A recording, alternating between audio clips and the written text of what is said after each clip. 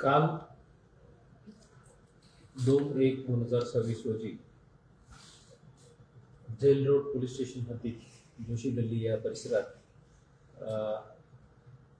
बाळासाहेब सर्वदे वय 36 यांच्या खून झालं होतं.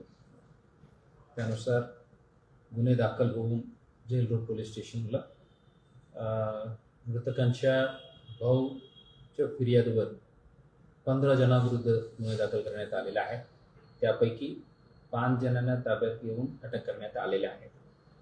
राहुल शिंदे, अतिश शिंदे, तानाजी शिंदे, अमरशंकर शिंदे आणि शालन शिंदे अशा 5 आरोपींना ताब्यात घेऊन अटक करण्याची प्रक्रिया केलेल्या आहे. उर्वरित आरोपी अटक करण्याबद्दल आता सर्व पोलीस स्टेशनच्या आणि क्राईम ब्रांचच्या टीम कामात लागलेल्या आहे. तेही लवकरात लवकर आम्ही ताब्यात घेऊन पुढील कायदेशीर प्रक्रिया सुरू होणार आहे. तपास आता इनिशियल स्टेजला आहे. जेवढं तराली प्रोफेशनल तपास करायची ते पूर्णपणे आम्ही काळजी घेऊन करणार.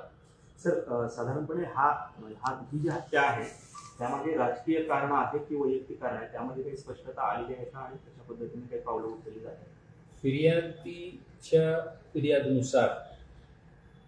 फिर्यादीच्या बहीण रेखा सर्वदे म्हणून हे अपक्ष उमेदवार म्हणून नॉमिनेशन फाईल केलं होतं, पण काल नॉमिनेशन विड्रॉ केलेलं आहे. त्यानंतर त्यांच्या फिर्यादनुसार हे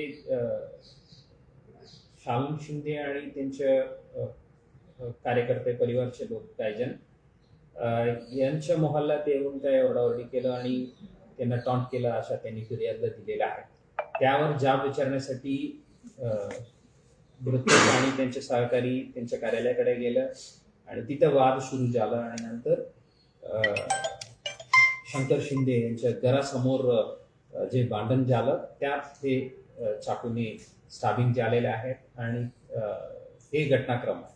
आणि त्यांना नंतर हॉस्पिटलला त्यांनी घेऊन गेलं आणि तिथं तिथं मृत झालं म्हणून डॉक्टरनी घोषित केली. आरोपींनी डोळ्यात चटणी घातली आणि त्यानंतर त्यांच्यावरती वार केला अशी देखील FIR मध्ये नमूद आहे. काय घटनाक्रम काय सांगितलं ते इन डिटेल फॅक्च्युअल डिटेल्स आता मी आपल्यासोबत शेअर करू शकत नाही, बिकॉज इन्व्हेस्टिगेशन आता प्रिलिमिनरी स्टेजला आहे.